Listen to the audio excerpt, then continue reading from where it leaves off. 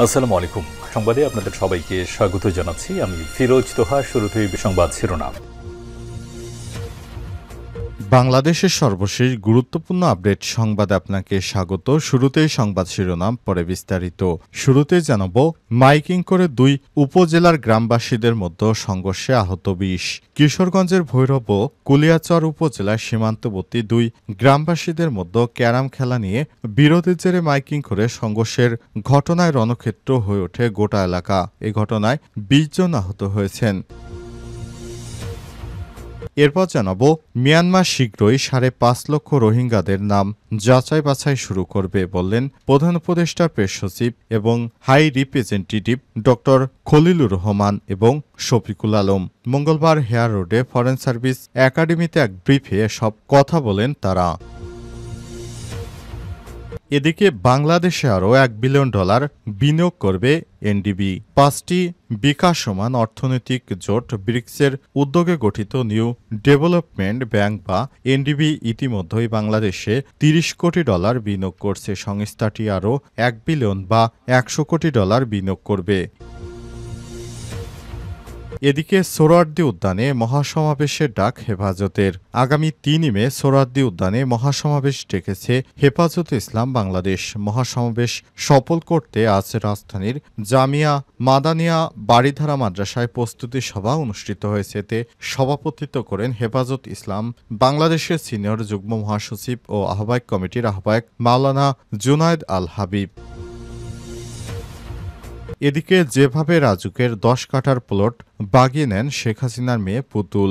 সাবেক প্রধানমন্ত্রী শেখ হাসিনার কাছে আবদার করে তার মেয়ে রাজধানীর উন্নয়ন কর্তৃপক্ষ রাজুককে আবেদন না করে প্লট নিয়েছেন সাইমা ওয়াজেদ পুতুল। শেখ হাসিনার মেয়ে সাইমা ওয়াজেদ পুতুল অসৎ উদ্দেশ্য নিয়ে নিজ ও পরিবার অন্যান্য সদস্যদের মালিকানায় ঢাকা শহরে রাজুকের এখতিয়ারাধীন এলাকায় বাড়ি বা প্লট বা আবাসন সুবিধা থাকার পরও তা হলফনামায় গোপন করে পূর্বাচলে নতুন শহর আবাসন প্রকল্পে প্লট নেন।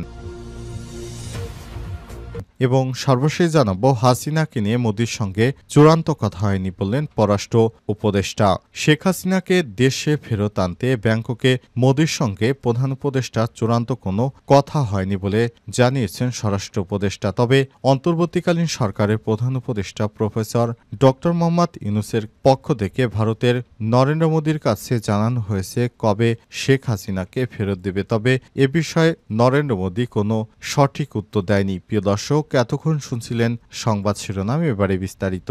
তবে তার আগে বন্ধুরা, অনুরোধ থাকবে সংবাদটিতে একটি লাইক দিন। এই চ্যানেলে আপনি নতুন হয়ে থাকলে আমাদের সংবাদটি দেখতে দেখতে চ্যানেলটি সাবস্ক্রাইব করে রাখুন। কমেন্ট করে আপনার মূল্যবান মতামত জানিয়ে দিন আপনি বিশ্বের কোন দেশ থেকে বা বাংলাদেশের কোন স্থান থেকে আমাদের সংবাদটি দেখছেন এবং শুনছেন। আর বন্ধুরা, এই সংবাদটি আপনার সোশ্যাল মিডিয়া ফেসবুকে শেয়ার করে বন্ধুদের মাঝে ছড়িয়ে দিন। জানিয়ে দিন আপনি বিশ্বের কোন দেশ থেকে আমাদের সঙ্গে রয়েছেন। এবারে বিস্তারিত। মাইকিং করে দুই উপজেলার গ্রামবাসীদের মধ্যে সংঘর্ষে আহত ২০। কিশোরগঞ্জের ভৈরব ও কুলিয়াচর উপজেলার সীমান্তবর্তী দুই গ্রামবাসীদের মধ্যে ক্যারাম খেলা নিয়ে বিরোধের জেরে মাইকিং করে সংঘর্ষের ঘটনায় রণক্ষেত্র এনে গোটা এলাকায় থমথমে অবস্থা বিরাজ করছে। অন্তত ২০ জন আহত হয়েছে। ঘটনায় সেখানে নারী পুরুষও বেশ কয়েকজন গুরুতর আহত। মঙ্গলবার দুপুর ১২টার দিকে ভৈরব উপজেলার সীমান্তবর্তী আক্তারপাড়া ও পার্শ্ববর্তী কুলিয়াচর উপজেলার ১৬রশি গ্রামবাসীদের মধ্যে সংঘর্ষের ঘটনা ঘটে। পুলিশ ও এলাকাবাসী প্রত্যক্ষদর্শী সূত্র থেকে জানা গেছে, সোমবার রাতে কুলিয়াচর উপজেলার ৬সুতি ইউনিয়নের ১৬রশি গ্রামের কয়েক যুবক ক্যারাম খেলতে যায় পার্শ্ববর্তী ভৈরব উপজেলার কালিকা প্রসাদ ইউনিয়নের আতকাপাড়া গ্রামে। সেখানে ক্যারাম খেলাকে কেন্দ্র করে আতকাপাড়া গ্রামের যুবকদের সঙ্গে তাদের কথা কাটাকাটি হয়। এক পর্যায়ে ১৬রশি গ্রামে যুবকদের মারধর করে আতকাপাড়া গ্রামের লোকজন। এই ঘটনায় মঙ্গলবার সকালে আবারও কথা কাটাকাটি হয় তাদের মধ্যে। এক পর্যায়ে দুই গ্রামের মধ্যে মাইকে সংবাদ দিয়ে তারপর দুই গ্রামের লোক জড়ো করা হয়। সেখান থেকেই দুই গ্রামবাসীদের মধ্যে ব্যাপক সংঘর্ষ ছড়িয়ে পড়ে। সংঘর্ষের ঘটনায় পুরো এলাকায় থমথমে অবস্থা বিরাজ করছে। এলাকা ঘুরে দেখা গেছে সব চিত্র। মিয়ানমারে শীঘ্রই ৫.৫ লক্ষ রোহিঙ্গার নাম যাচাই বাছাই শুরু করবে।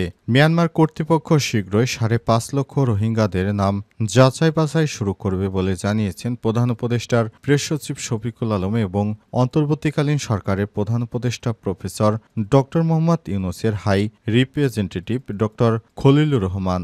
বিমস্টেক সম্মেলনের ফাঁকে অন্তর্বর্তীকালীন সরকারের প্রধান উপদেষ্টা ড মোহাম্মদ ইউনূসের সঙ্গে মিয়ানমারের জান্তা সরকারের মন্ত্রীর সঙ্গে সাক্ষাৎ হয়েছে। সেখানে অন্তর্বর্তীকালীন সরকারের প্রধান উপদেষ্টা ড মোহাম্মদ ইউনূসের নির্দেশে তাদেরকে রাজি বানাতে সমর্থ হয়েছে। সেখানে অন্তর্বর্তীকালীন সরকারের প্রধান উপদেষ্টা প্রফেসর ড মোহাম্মদ ইউনূস এবং জান্তা সরকারের মন্ত্রীর সঙ্গে কথাবার্তা হয়েছে। তারা প্রথম পর্যায়ে ১,৫০,০০০ রোহিঙ্গাকে নিতে রাজি হয়েছে। এরপর আরও অন্তত ৫০,০০০ রোহিঙ্গার নাম প্রক্রিয়া যাচাই বাছাই শুরু করেছে এবং সর্বশেষ ৫ লক্ষ রোহিঙ্গাদের নাম যাচাই বাছাই প্রক্রিয়া এবং কিভাবে তাদের ফেরত নেওয়া যায় এ ব্যাপারে মিয়ানমার কাজ করছে বলে জানিয়েছে তারা। অন্তর্বর্তীকালীন সরকার ক্ষমতা গ্রহণের পর থেকেই তিনি জাতিসংঘের মহাসচিব সহ বিশ্বের বিভিন্ন দেশের বড় বড় নেতা এবং বাংলাদেশ সহ বিশ্বের অনেক রাষ্ট্রপ্রধান, বাংলাদেশের প্রধান উপদেষ্টা, বিশ্বের অন্যান্য রাষ্ট্রের প্রধানদের সঙ্গে সাক্ষাৎ করেছেন। তিনি আরও রোহিঙ্গাদের কিভাবে সহজে ফেরত পাঠানো যায় বিষয়টি নিয়ে বারবার বিশ্ব নেতাদের সঙ্গে আলাপ আলোচনা করছেন। এরই ধারাবাহিকতায় তার গুরুত্বপূর্ণ অবদানের কারণে রোহিঙ্গাদের ফেরত পাঠানো সম্ভব। বাংলাদেশে আরও $1 বিলিয়ন বিনিয়োগ করবে এনডিবি। ৫টি বিকাশমান অর্থনৈতিক জোট ব্রিক্সের উদ্যোগে গঠিত নিউ ডেভেলপমেন্ট ব্যাংক এনডিবি ইতিমধ্যেই বাংলাদেশে $৩০ কোটি বিনিয়োগ করেছে। সংস্থাটি আরও $1 বিলিয়ন বা $100 কোটি বিনিয়োগ করবে। মঙ্গলবার রাজধানীর হোটেল ইন্টারকন্টিনেন্টাল হোটেলে বিনিয়োগ সম্মেলনে আয়োজিত এক প্রেস ব্রিফিংয়ে সব তথ্য জানিয়েছে বাংলাদেশ বিনিয়োগ উন্নয়ন কর্তৃপক্ষ বিডার নির্বাহী চেয়ারম্যান আশিক চৌধুরী বিন হারুন। এ সময় উপস্থিত ছিলেন প্রধান উপদেষ্টার প্রেস সচিব শফিকুল আলম। বিনিয়োগকারী কি বিষয় জানতে চান এমন প্রশ্নের জবাবে বিডার নির্বাহী চেয়ারম্যান বলেছেন, বিনিয়োগকারীরা 2 ক্যাটাগরি প্রশ্ন করেছে, বাংলাদেশে ব্যবসা করলে কি ধরনের সুবিধা পাওয়া যাবে, এবং দ্বিতীয় প্রশ্ন করেছেন সেটি হচ্ছে ইতিমধ্যে যারা ব্যবসায়ী আছেন তারা কি ধরনের সমস্যা ফেস করছেন, সেগুলো উত্তরণে তাদের কি করতে হবে। এছাড়াও সরকারের পক্ষ থেকে লাল ফিতার দৌরাত্ম্য বন্ধ করতে কি পদক্ষেপ নেওয়া হবে ইত্যাদি বিষয় তারা জানতে চেয়েছেন। এরপর বিডার চেয়ারম্যানের পক্ষ থেকে নিশ্চিত করা হয়েছে, আপনাদের যথাযোগ্য নিরাপত্তা প্রদান সহ বাংলাদেশ থেকে আপনারা প্রয়োজনে শ্রমশক্তি কম মূল্যে পাবেন। এ কারণে বাংলাদেশে বিনিয়োগে তারা রাজি হয়েছে। অন্তর্বর্তীকালীন সরকার দায়িত্ব গ্রহণের পর থেকে বিদেশি বিনিয়োগকারীরা বাংলাদেশের প্রতি আকৃষ্ট হচ্ছে। এরই ধারাবাহিকতায় আবারও নতুন বিনিয়োগ এলো। সোহরাওয়ার্দী উদ্যানে মহাসমাবেশের ডাক দিয়েছে হেফাজত। আগামী ৩ মে সোহরাওয়ার্দী উদ্যানে মহাসমাবেশ ডেকেছে হেফাজত ইসলাম বাংলাদেশ। মঙ্গলবার সমাবেশ সফল করতে রাজধানীর জামিয়া মাদানিয়া বাড়িধারা মাদ্রাসায় প্রস্তুতি সভা অনুষ্ঠিত হয়েছে। এতে সভাপতিত্ব করেন হেফাজত ইসলাম বাংলাদেশের সিনিয়র যুগ্ম মহাসচিব ও বাস্তবায়ন কমিটির আহ্বায়ক মাওলানা জুনায়েদ আল হাবিব। সভায় দেশের মোট ৮ বিভাগে মহাসমাবেশ সফল করার লক্ষ্যে কেন্দ্রীয় নেতৃত্ববৃন্দ সফর করার সিদ্ধান্ত গৃহীত হয়েছে। ঢাকায় অবস্থানরত কেন্দ্রীয় মহানগর জেলা ও জোন কমিটির দায়িত্বশীলদের নিয়ে মহাসমাবেশ বাস্তবায়নের লক্ষ্যে আগামী ১৩ এপ্রিল জামিয়া মাদানিয়া বাড়িধারা যৌথ বৈঠক অনুষ্ঠিত হবে। ৩ মের মহাসমাবেশ সফল করার জন্য শীঘ্রই চট্টগ্রাম, সিলেট, ময়মনসিংহ, রাজশাহী, রংপুর, খুলনা ও বরিশাল বিভাগে নেতারা সফর করবেন। বৈঠকে উপস্থিত ছিলেন মাওলানা, বিভিন্ন পর্যায়ের নেতাকর্মী এবং মাওলানারা। তারা বর্তমান সরকারের কাছে বিভিন্ন বিষয় উপস্থাপন করেছেন। তারা জানিয়েছে তারা কি ধরনের আবেদন করেছে সরকারের কাছে। তারা শেখ হাসিনার বিচার সহ বেশ কয়েকটি কথা জানিয়েছে। এই শেখ হাসিনার বিচার বাংলাদেশের মাটিতেই করতে হবে বলে এমনটা আশা জানিয়েছেন তারা। এ কারণে তারা অন্তর্বর্তীকালীন সরকারের প্রতি শেখ হাসিনার বিচার সহ বেশ কয়েকটি দাবিতে মহাসমাবেশের ঘোষণা দিয়েছেন।